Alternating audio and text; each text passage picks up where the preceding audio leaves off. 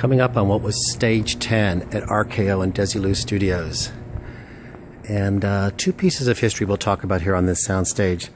The first was in the 1930s. This was one of the 4 sound stages where all the Fred Astaire and Ginger Roger production numbers were shot. All shot on this series of 4 sound stages, 7, 8, 9, and 10 here at RKO Studios. So any one of those wonderful Fred Astaire, Ginger Rogers production numbers was shot on these series of stages.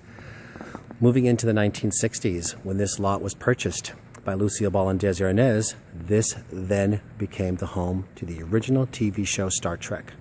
So here on this very sound stage was constructed the bridge to the original Enterprise for the first television show. Right here on this stage. Also, if you remember the great classic film Citizen Kane with Orson Welles, this is where the interior for Xanadu was constructed, right here on this stage. Howard Hughes, when he occupied this property in the 1940s, utilized these sound stages for the construction of aircraft.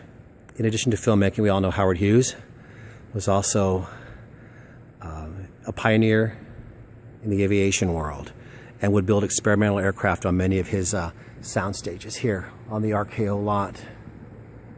So there's a little bit of history for you there.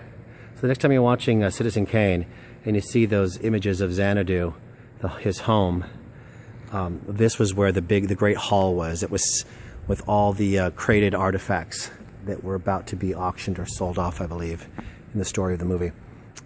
Orson Welles' Citizen Kane. Of course, Lucille Ball was a pioneer who gave the green light for Star Trek to go into production. And of course, Fred Astaire and Ginger Rogers stand in a class by themselves. Signing off from Hollywood, California, this is Gary DeVaughn.